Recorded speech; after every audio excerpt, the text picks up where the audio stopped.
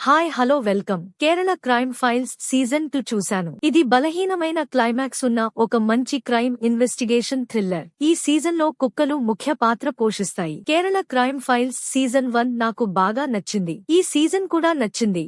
Interesting గా engaging గా ఉంది. ఎక్కడా బోర్ కొట్టదు. మరియు నాకు క్రైమ్ ఇన్వెస్టిగేషన్ థ్రిల్లర్స్ అంటే ఇష్టం. క్రైమ్ ఇన్వెస్టిగేషన్ థ్రిల్లర్స్ నచ్చేవారికి ఈ సీజన్ కూడా ఖచ్చితంగా నచ్చుతుంది. కుక్కలంటే ఇష్టపడే వారికి కుక్కలంటే కొద్దిమంది ఎందుకు బాగా ఇష్టపడతారో ఈ సీజన్ చూస్తే అర్థమవుతుంది. ఈ సీజన్లో మొత్తం 6 ఎపిసోడ్లు ఉన్నాయి.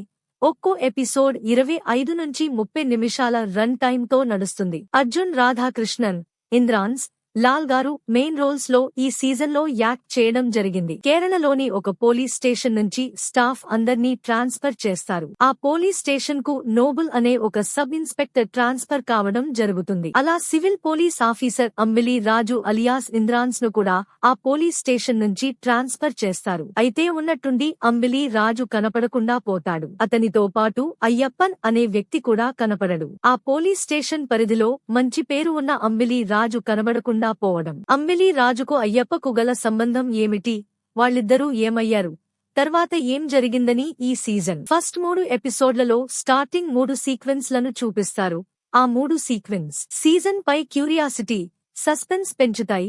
అంబిలి రాజు ఏమయ్యాడు అనే ఇన్వెస్టిగేషన్ కోణంలోనే మొదటి 3 ఎపిసోడ్స్ నడుస్తాయి. ఆ తర్వాత అంబలి రాజుకు అయ్యప్పన్ కు గల కనెక్షన్ ఏమిటి, వాళ్ళిద్దరూ ఏమయ్యారు అనే పిన్ టు పిన్ ఇన్వెస్టిగేషన్ ద్వారా ఆడియన్స్ ను ఎంగేజ్ చేయడంలో, ఇంట్రెస్ట్ క్రియేట్ చేయడంలో డైరెక్టర్ సక్సెస్ అయ్యాడు. ఆ కుక్కలకు సంబంధించిన థియరీని లాస్ట్ వరకు అలా కొనసాగించి లాస్ట్ లో కనెక్ట్ చేయడం వల్ల ఈ సీజను ఎక్కడా బోర్ కొట్టలేదు.